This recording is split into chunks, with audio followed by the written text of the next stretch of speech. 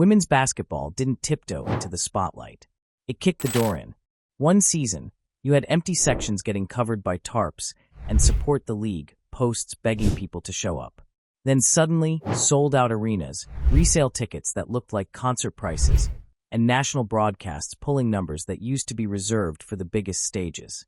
And the wild part is, it didn't happen because the sport magically got better overnight. The talent was already there. The shift happened because the audience finally changed its behavior. And at the center of that behavior change was one name that even people who never watched a full women's game could say out loud: Caitlin Clark. Not a rising star. Not a promising rookie. A magnet. The kind of player who doesn't just bring viewers. She drags the entire conversation in her direction. People weren't just watching highlights. They were rearranging weekends, traveling across state lines, paying triple on secondary markets just to be in the building when she pulled up from the logo like she owned the floor.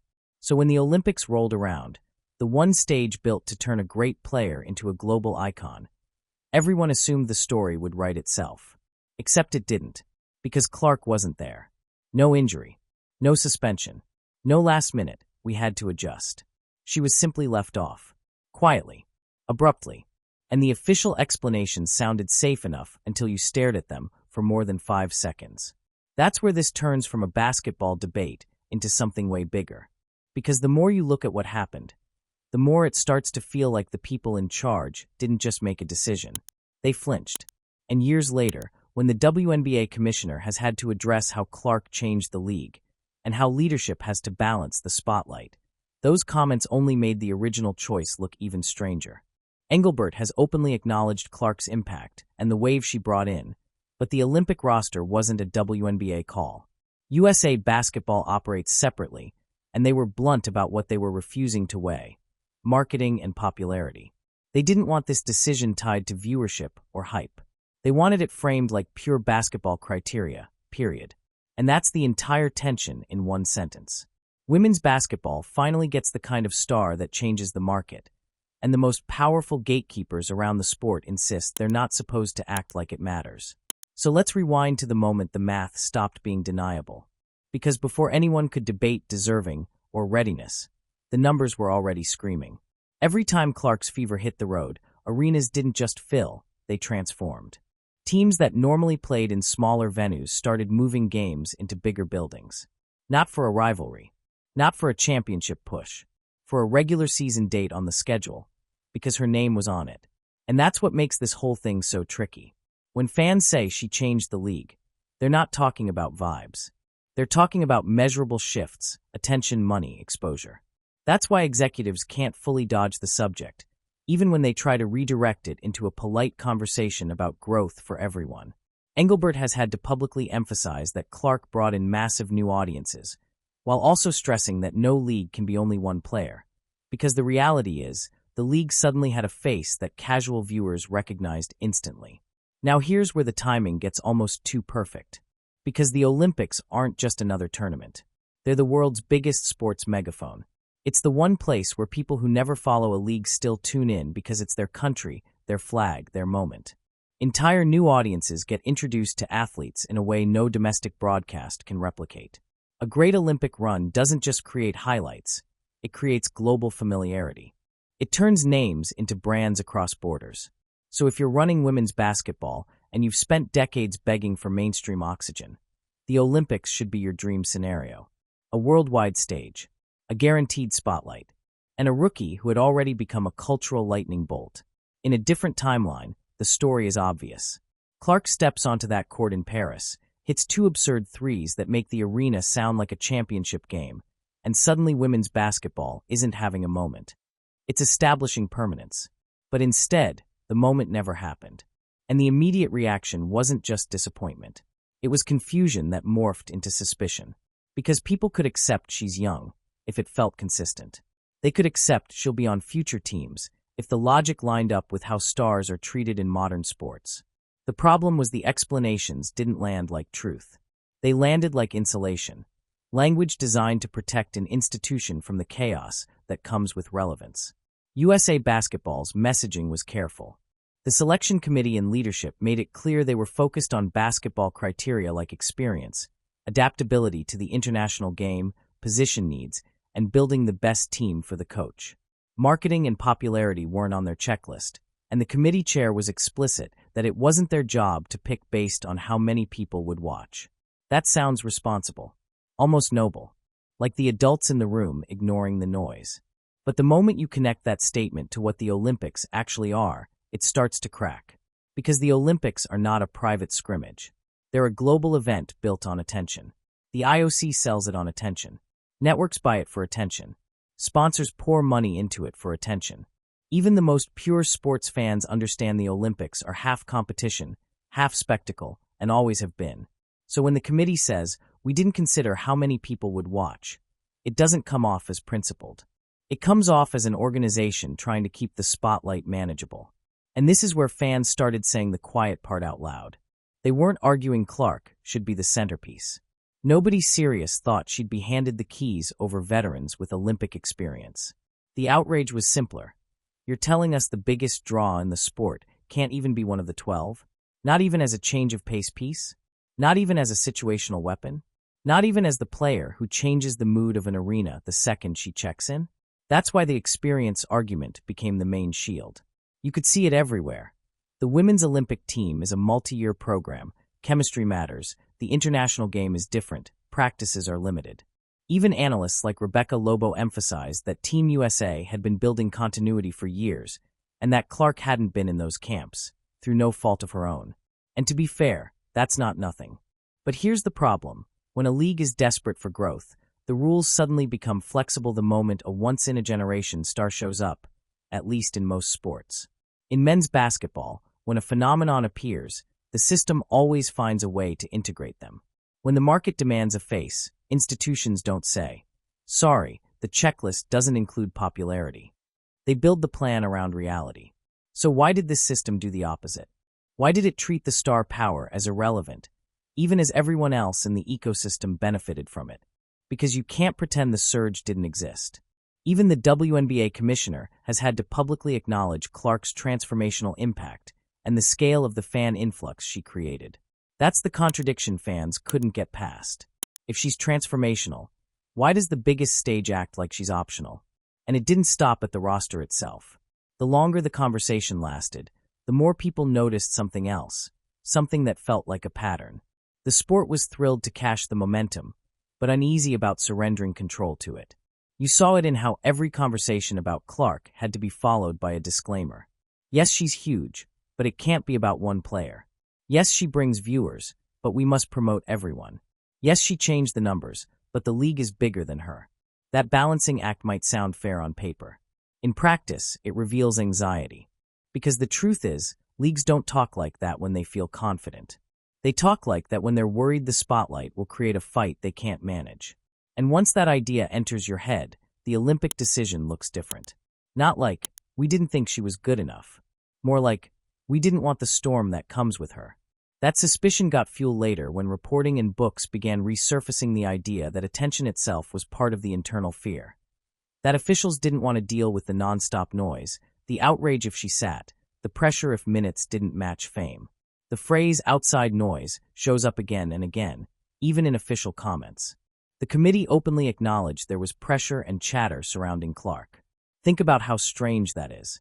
A national team admits the noise is so loud it has to be addressed, while insisting it played zero role in the choice. That's exactly the kind of statement that makes people believe the opposite. And here's why this matters for your video. It's not just a story about one roster spot. It's a story about what happens when a sport gets the one thing it spent decades begging for, mainstream obsession, and then realizes obsession comes with a price. Because obsession doesn't behave politely. It demands access. It demands screen time. It demands the story be told around the star. And if your institution is built around seniority, balance, and internal politics, that kind of demand feels less like an opportunity and more like a threat. Now fast forward for a second, because something else happened after all this that made the promotion conversation explode again.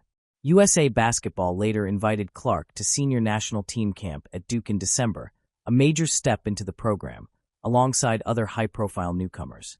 That was reported straight, clean, and official. Clark was in the camp pool as the program prepared for future events and the road to the next cycle. But around those announcements, another controversy sparked. Promotional graphics and marketing materials circulated that didn't feature Clark the way fans expected. Whether intentional or careless, it triggered a familiar reaction. How do you keep missing the easiest marketing layup in sports? That perception fed right back into the original Olympic debate, and people started using one phrase again and again. They don't want to promote her. They don't know how to handle her. They're scared of what she represents. And whether that's fair or not, it tells you what the audience feels right now. They don't just want Clark included. They want leadership to stop acting like her popularity is a problem to manage instead of a gift to unleash. Which brings us to the real turning point of this story, because the Olympic snub didn't create the tension. It exposed a fault line that was already there. A clash between a culture built on paying dues and a modern sports marketplace that doesn't care about waiting your turn. A system built to distribute attention slowly, and a reality where one player can suck up the entire spotlight overnight. And once that clash becomes visible, every decision starts looking suspicious. Every hard foul looks like a message. Every silent statement feels like avoidance. Every "we're balancing things" comment sounds like panic. So in part 2, we're going straight into the most important piece. The part that makes fans feel like the official explanation was never the real explanation. Because once you understand what USA basketball valued, what it feared, and what it refused to risk, the Olympic choice starts to look less like selection, and more like an institutional defense mechanism. And what happened behind the scenes is the part nobody could fully admit out loud. Because admitting it would mean admitting the sport's biggest gatekeepers were afraid of the very thing they claimed they wanted most. By the time the Olympic roster was officially locked in, the public story was already set. This was about experience. This was about chemistry. This was about building the right team, not the loudest one. But inside the decision, something else mattered more than anyone wanted to admit. Because if this were truly about basketball fit, the debate wouldn't have been so uncomfortable. Caitlin Clark wasn't some fringe prospect asking for special treatment. She wasn't a liability defensively. She wasn't struggling to adjust to the pro game. She wasn't being hidden on the floor. Teams were building entire defensive schemes around stopping her, and still getting burned. That's what made the logic feel upside down. The discussion wasn't, can she help us win? It was, can we handle everything that comes with her? And that's a very different question. Behind closed doors, the concern wasn't that Clark would fail. It was that she would succeed in a way that disrupted the order. That her presence would bend the conversation around her minutes, her shots, her visibility. That every substitution would be scrutinized. That every possession she didn't touch would spark outrage online. In short, they didn't want the noise. Think about how revealing that is. A national team, on the biggest stage in sports, wasn't worried about losing games. They were worried about losing narrative control. They weren't afraid of opponents. They were afraid of the audience. And once you see it that way, the Olympic decision stops looking like a basketball judgment and starts looking like a risk management move. Clark's popularity created a problem traditional systems aren't built to solve. Her power didn't come from years in the program. It didn't come from internal politics or earned seniority. It came directly from fans, from ratings, tickets, attention, demand. That kind of power doesn't ask permission. And institutions built on hierarchy don't like that. Instead of asking, how do we integrate this? The instinct was, how do we contain it? Instead of viewing the attention as fuel, it was treated like volatility. Instead of leaning into the chaos, leadership tried to insulate itself from it. So the cleanest solution was also the quietest one. Leave her out. No explosion inside the locker room. No questions about playing time. No post-game headlines about rotations. No viral clips of her sitting while the crowd buzzes. From a control standpoint, it was perfect. From a growth standpoint, it was catastrophic. And here's where the deeper tension comes into focus. Because this didn't start with Caitlin Clark. Her rise simply forced something into the open that had been simmering for years. Women's basketball has always been built on sacrifice. Long seasons overseas, playing without infrastructure, grinding without attention. For many veterans, that struggle isn't just history, it's identity. It's proof they earned everything the league has today. Clark didn't come through that path. She didn't need years abroad to build a following. She didn't need slow recognition. She didn't need the system to elevate her. She arrived with an audience already attached. And that reality made some people deeply uncomfortable. You could hear it in the language. Praise wrapped in caution. Compliments followed by warnings. She's great, but she'll learn. Reality is coming. Those weren't just basketball takes. They were reminders, signals, ways of saying, this league has rules and skipping steps has consequences. That undercurrent shaped everything. Hard fouls took on symbolic meaning. Physical play turned into a test. Every whistle, or lack of one, became evidence in a larger argument. And when Clark absorbed contact night after night, the league hesitated to step in. Not because the plays were unclear, but because protecting her too aggressively might upset the balance. It might reinforce the idea that she was being treated differently. It might validate the belief that popularity brings privilege. So instead, enforcement came late. After clips went viral. After outrage hit critical mass. That hesitation spoke louder than any press release. On one hand, Clark was being promoted as the future. On the other, she was being left exposed to prove she could handle it. As if resilience required punishment. As if earning respect meant absorbing damage first. Fans noticed. New viewers, especially, were stunned. They came in expecting a league ready for stars. Instead, they saw an organization unsure how to protect one without triggering resentment elsewhere. And that confusion fed right back into the Olympic decision. Because now the roster choice didn't feel isolated. It felt consistent. Consistent with a league that wanted the benefits of Clark's popularity without surrendering authority to it. Consistent with leadership that celebrated growth while quietly resisting disruption. Consistent with a system that values stability over scale. And the business contradiction made it impossible to ignore. Revenue was climbing. Media deals were improving. Sponsors were leaning in. Broadcasts were being promoted like never before.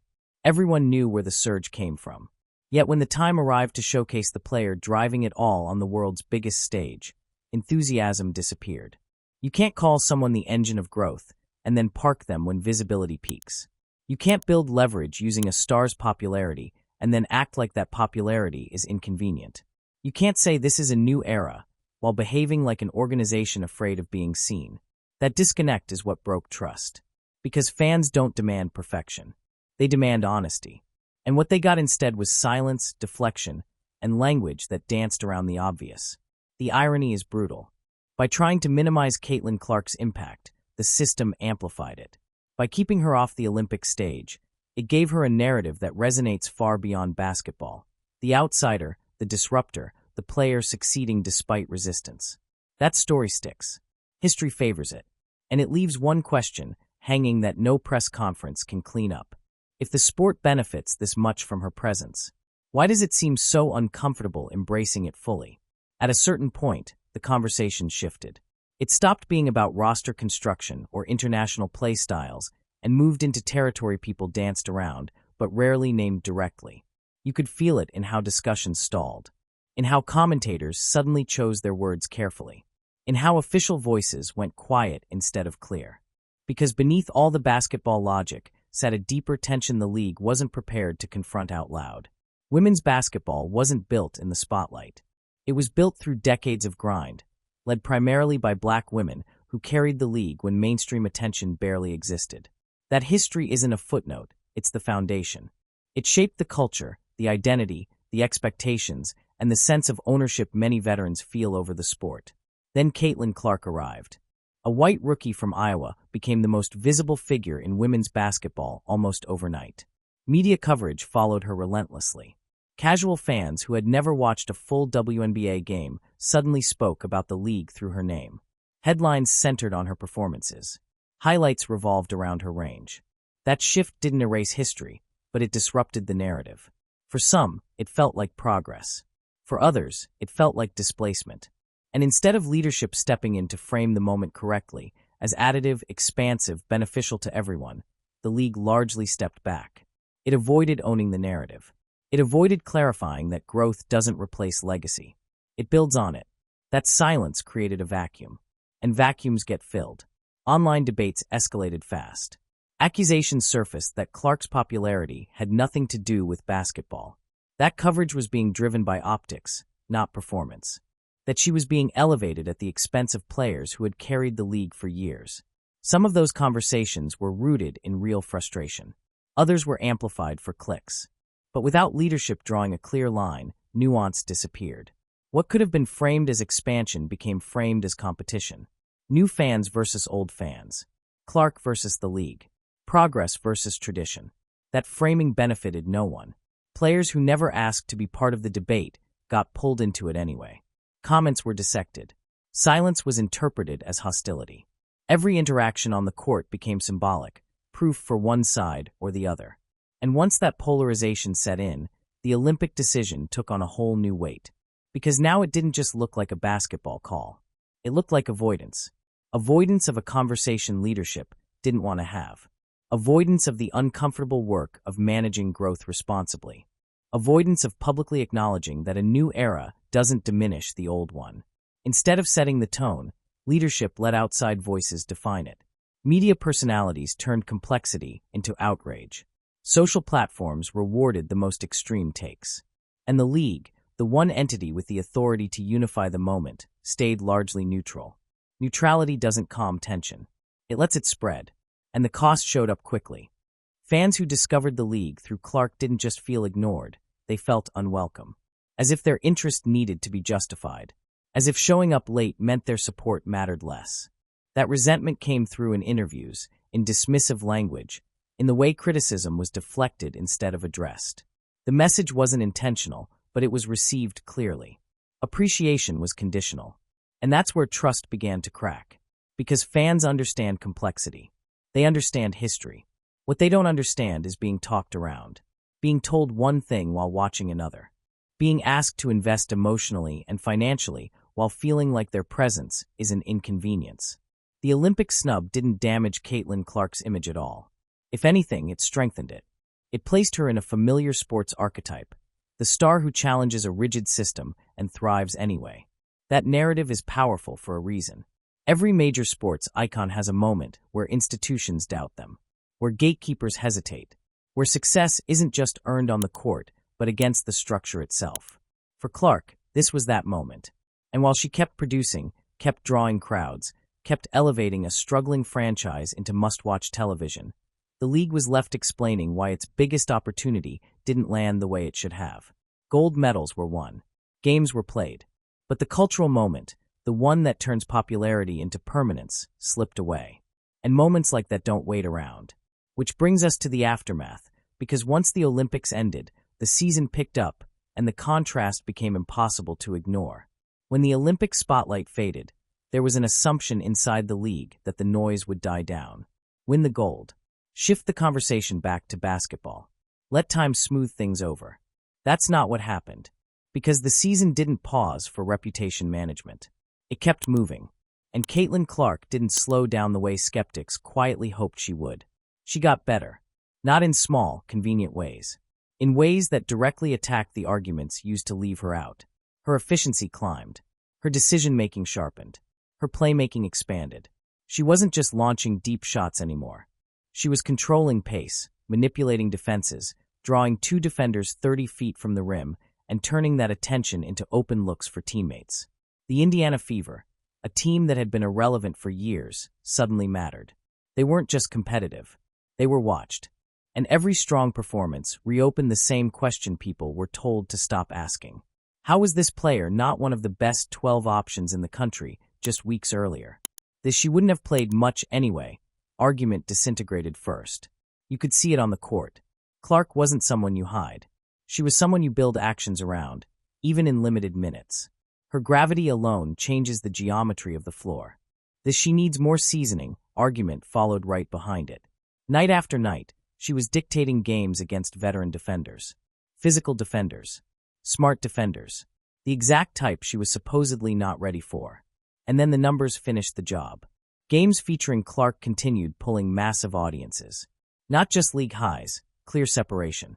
When she played, the spike was obvious. When she didn't, viewership returned closer to historical norms. Not bad. Not embarrassing. Just different. The market wasn't whispering anymore. It was talking plainly. Fans weren't confused at this point. They felt dismissed. Many of them didn't just tune in casually. They invested. They bought tickets. They followed storylines. They discovered other stars because Clark brought them through the door.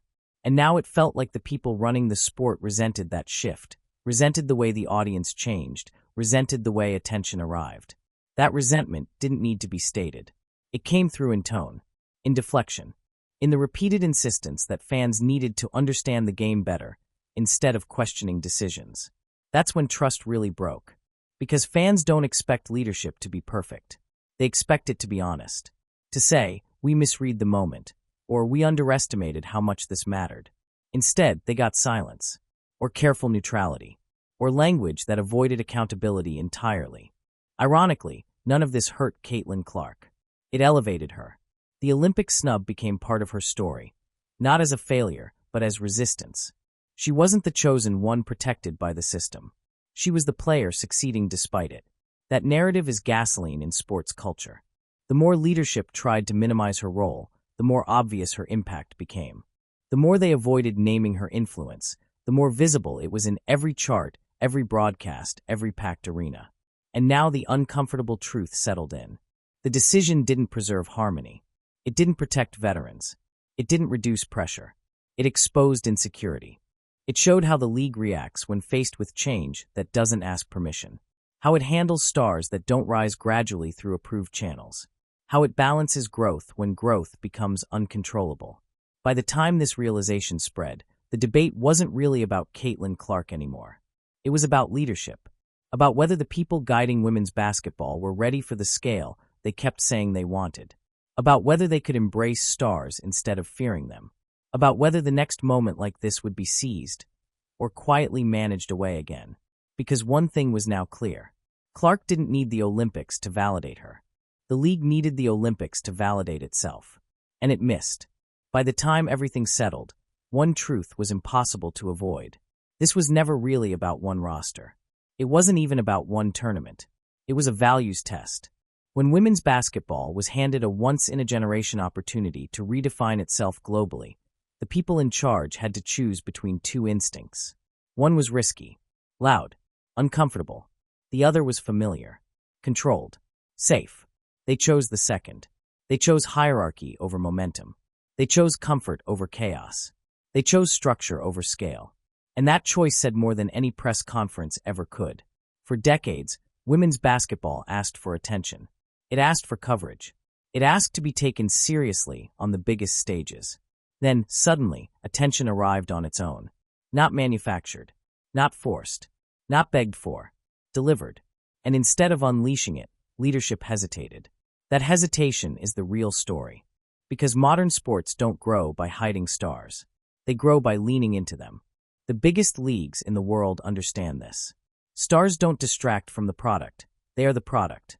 They pull in new fans who eventually discover everyone else. They expand the ecosystem. They create permanence. Systems don't sell jerseys. Names do. And Caitlin Clark became a name whether the league was ready or not. What makes this moment so revealing is that nothing about the Olympic decision slowed her down. She didn't fade. She didn't struggle. She didn't disappear when the spotlight moved elsewhere. She kept breaking records. She kept driving ratings. She kept turning a struggling franchise into must-watch television. Her influence grew beyond the league that employs her. Meanwhile, the league was left answering questions it couldn't talk its way out of. Questions about vision, about confidence, about whether leadership was prepared for success that didn't follow the approved timeline.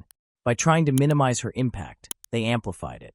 By excluding her, they gave her a narrative that history loves. By protecting control, they exposed insecurity. And fans noticed. They noticed when explanations didn't line up with performance. They noticed when silence replaced clarity. They noticed when momentum was treated like a nuisance instead of a gift. Trust doesn't break because of one decision. It breaks when people feel talked around instead of talked to. When leadership refuses to acknowledge what everyone can see. That's why this story still matters. Because the next Caitlin Clark will arrive. Maybe in women's basketball. Maybe somewhere else. And when that moment comes, the cost of hesitation will be even higher. Once fans see what's possible, they don't forget it. So the real question left hanging isn't about her future. That part is already answered. The question is about the people running the sport. Will they adapt?